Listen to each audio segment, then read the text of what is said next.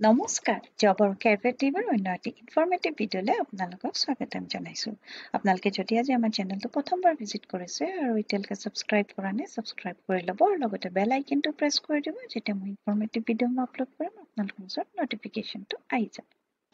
আজিৰ এই ভিডিঅ'টোত মই আপোনালোকক দেখাম সৈনিক স্কুল গোৱালপাৰাৰ ফালৰ পৰা কেইটামান ভেকেন্সি আহিছে সেই ভেকেন্সি কেইটাৰ বিষয়ে আৰু লগতে আৰু কেইটামান ভেকেন্সি আহিছে গোটেই ডিটেইলছ মই আপোনালোকক জনাম আপোনালোকে এলিজিবল আৰু ইন্টাৰেষ্টেড হয় যদি এপ্লাই কৰি দিব পাৰিব প্ৰথম মই এতিয়া দেখাইছো সৈনিক স্কুল গোৱালপাৰাত 8টা টিচিং আৰু নন টিচিংৰ ভেকেন্সি ওলাইছে ৰেগুলাৰ আৰু কন্ট্ৰেকচুৱেল আৰু এতিয়া মই আপোনালোকক ভেকেন্সি কেইটা ডিটেইলছ আৰু এলিজিবিলিটি কৈ দিছো কোৱাৰ্টাৰ মাষ্টাৰ ৰেগুলাৰৰ কাৰণে এটা ভেকেন্সি ওলাইছে এটো আনৰিজাৰ্ভ ক্যাটাগৰীত আছে বিএ বা বিকম বিচাৰিছে প্লাস 5 ইয়াৰ্স এক্সপেৰিয়েন্স অৰ এক্স সাৰ্ভিসমেন 18 অৰ 50 ইয়াৰ্সৰ ভিতৰত হলে আপোনালোকে এপ্লাই কৰিব পাৰিব আৰু ইয়াতে যোনটো স্যালাৰি হ'ব 29200 টিজিটি সোশ্যাল সায়েন্সৰ কাৰণে কন্ট্ৰাকচুৱেল ভেকেন্সি এটা ওলাইছে ওবিসি ক্যাটাগৰীত আছে B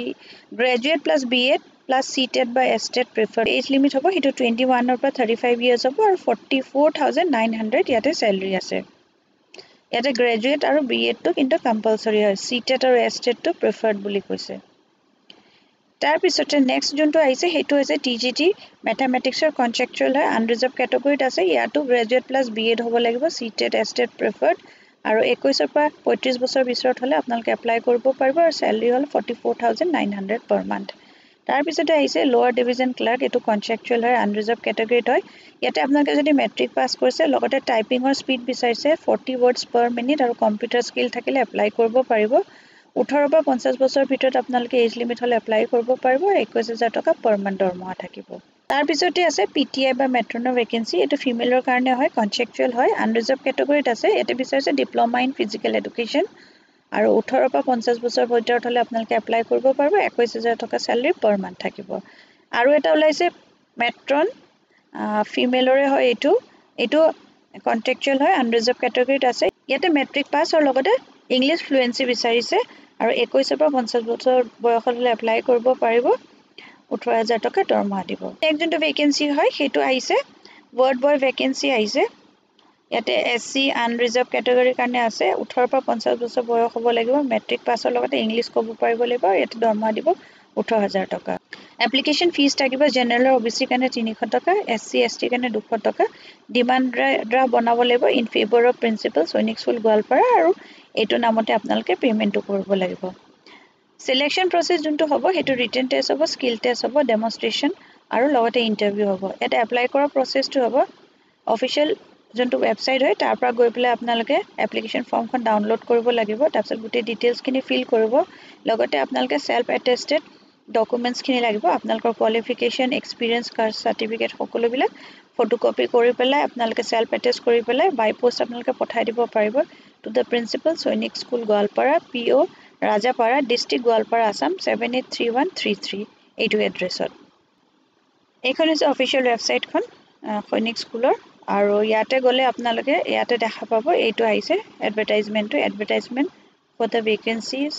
of regular and contractual ইয়াতে আপোনালোকে ক্লিক কৰিব ক্লিক কৰিলে এখন খুল খাই যাব অফিশিয়াল নোটিফিকেশনখন আৰু এই পোষ্ট কিটাৰ কাৰণে এপ্লাই কৰা যোনটো লাষ্ট ডেট হয় হেতু 1 সেপ্টেম্বৰ লৈকে আপোনালোকৰ ওচৰত টাইম আছে এইকিটা হল পোষ্ট ওয়াৰ্ড বয়ৰ কাৰণে দুটা আছে তাৰ পিছত মেট্ৰনৰ কাৰণে এটা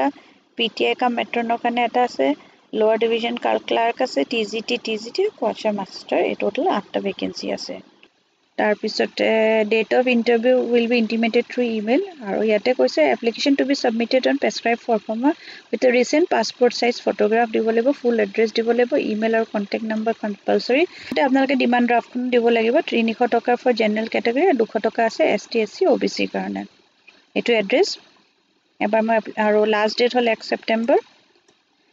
পোস্টেল এড্ৰেছ এটো প্ৰিন্সিপাললৈ পঠাব লাগিব পোষ্ট কোনটো ভেকেন্সি কাৰণে আপোনালোকে এপ্লাই কৰিছে হেতু আপোনালোকে লিখি দিব মই এতিয়া এপ্লিকেশন ফৰ্মখনো দেখাই দিছো এখন হৈছে এপ্লিকেশন ফৰ্মখন ইয়াৰ পৰা আপোনালোকে এনেকৈ ডাউনলোড কৰি পেলাই প্ৰিন্ট আউট উলাই ল'ব পাৰিব তাৰ পিছত এই সকলোবিলাক ডিটেইলছ ফিল কৰি দিব ইয়াত যি লিখা আছে আৰু ৰিসেন্ট পাসপোৰ্ট ফটোগ্ৰাফৰ হতে আপোনালোকে এটেষ্ট কৰিব ডকুমেন্টছ খিনি আৰু কৰি পেলাই ইয়াতে সিগনেচাৰ কৰি ডেট লিখিব আৰু তাৰ পিছতে আপোনালোকে যদি এলিজিবল আৰু ইন্টাৰেষ্টেড হয় তেন্তে প্ৰিন্সিপাললৈ পঠিয়াই দিব পাৰিব আসাম ষ্টেট বায়োডাইভাৰ্চিটি বোৰ্ডৰ কেটামান ৰিক্ৰুটমেন্ট আহিছে এতিয়া মই আপোনালোকক দেখাই যাওঁ কি পোষ্ট আছে ইয়াতে 3টা পোষ্ট আহিছে ইয়াতে বিচাৰিছে গ্ৰেজুৱেট আৰু মাষ্টাৰ ডিগ্ৰী যোনটো প্ৰথম পোষ্ট হয় সেইটো স্যালাৰি কৈছে 60000 rupees per month ইয়াতে বিচাৰিছে qualification masters in life science plus 5 years of relevant experience PhD preferred তাৰ মানে লাইফ সায়েন্স MSc কৰাৰ পিছত 5 বছৰ আপোনালোকৰ relevant experience লগতে যদি আপোনালোকৰ PhD আছে তেতিয়া আপোনালোকক প্ৰেফাৰেন্স দিব skill needed বিচাৰিছে field survey data collection report writing proficiency English and Assamese and computer skill MS Office ইয়াতে field survey কাৰণে যাব লাগিব data collection report লিখিব লাগিব proficiency বিচাৰিছে in অসমীয়া আৰু ইংলিশ আৰু লগতে কম্পিউটাৰ স্কিলও বিচাৰিছে মাষ্টাৰ্স মানে কম্পিউটাৰ স্কিল আপোনালোকৰ MS Office টো জানিব লাগিব নেক্সট যোনটো ভ্যাকেন্সি হয় হেতু হৈছে এসোসিয়েট প্ৰজেক্ট এসোসিয়েট এ দুটা ভ্যাকেন্সি আছে আৰু দৰমহা এটা 35000 টকা পাৰ মান্থ থাকিব ইয়াতে বিচাৰিছে গ্ৰেজুৱেট ইন সোশ্যাল সায়েন্স লগতে 5 বছৰৰ ৰেলেভেন্ট এক্সপেৰিয়েন্স বিচাৰিছে আৰু স্কিল বিচাৰিছে ইয়াতে একে ফিল্ড ওয়াৰ্ক বিচাৰিছে তাৰপিছত কমিউনিটি এংগেজমেন্ট ট্ৰেইনিংৰ কাৰণে আপোনালোকে কোঅৰ্ডিনেট কৰিব লাগিব আৰু ইংলিশ অসমীয়া আপোনালোকে জানিব লাগিব ইয়াত কম্পিউটাৰ নলেজটো কথা মেনশন কৰা নাই এজ লিমিট ইয়াতে 21 বছৰ পৰা 45 বছৰ ভিতৰত হ'ব লাগিব আৰু ৰেজিডেন্ট অফ অসম হ'ব লাগিব অসমৰ আপোনালোকে বাসিন্দা হ'ব লাগিব এটো যোনটো এপ্লাই কৰা প্ৰসেস হ'ব হেতু হ'ব অফলাইন ইয়াত আপোনালোকে এখন এপ্লিকেশন ফৰ্মখন দিব লাগিব সেলফ এটেচ কৰি আপোনালোকৰ সকলোবিলাক ডকুমেন্টস দিব লাগিব আৰু এটো পঠাই দিব লাগিব সেলফ এটেচমেন্ট ডকুমেন্ট খিনি গতে পঠাই দিব লাগিব to the member secretary Assam state biodiversity board second floor Aranya Bhawan Panjabari Guwahati 781037 এইখন হৈছে অফিশিয়াল নোটিফিকেশনখন ইয়াতে ডিটেইলছ খিনি মেনশন কৰা আছে যে তিনটা পোষ্ট আছে 60000 স্যালাৰি এটা 35000 টকা স্যালাৰি তাৰ পিছতে কৈছে হাৰ্ড কপিখন পঠাই দিব লাগিব এটো এড্ৰেছত যোনটো মই অলৰেডি মেনশন কৰিলো আৰু সাবমিট কৰা যোনটো লাষ্ট ডেট হয় হেতু হৈছে 14 আগষ্টৰ ভিতৰত আপোনালোকে এই এপ্লিকেশন ফৰ্মখন আপোনালোকে সাবমিট কৰি দিব লাগিব টাৰ্মস অফ ৰেফাৰেন্স এইখিনি এবাৰ চাই ল'ব এইখিনি মই কৈ নিদো এইখিনি আপোনালোকে যদি এলিজিবল আৰু ইন্টাৰেষ্টেড হয় তেন্তে গুটেইখিনি এবাৰ ভালকে পঢ়ি চাই ল'ব কোৱালিফিকেশন মই অলৰেডি মেনশন কৰি দিলো আৰু এজ লিমিটটো কৈ দিয়া হৈছে তাৰ পিছতে আৰু ইয়াতে জানিবলগীয়া যিখিনি আছে মই দেখাই দিছো এখন হৈছে এপ্লিকেশন ফৰমেটখন এখনৰ আপোনালোকে এটা প্ৰিন্ট আউট ল'ব লাগিব লৈ পেলাই গুটেইখিনি ইয়াতে মেনশন কৰিব লাগিব গুটেই ফিল্ডছ খিনি ফিল কৰিব ফিল কৰাৰ পিছতে আপোনালোকৰ যিখিনি ডকুমেন্টস আছে সেই ডকুমেন্টস খিনি লগত সেলফ এটেচ কৰি পেলাই আপোনালোকে দিয়াৰ এড্ৰেছটো যোনটো মেনশন কৰিছে এড্ৰেছটো হেতু 14 আগষ্টৰ ভিতৰত আপোনালোকে সাবমিট কৰি দিব পাৰিব আপোনালোক যদি এলিজিবল আৰু ইন্টাৰেষ্টেড হয় তেন্তে ভ্যাকেন্সি কিটাৰ কাৰণে এপ্লাই কৰিব পাৰিব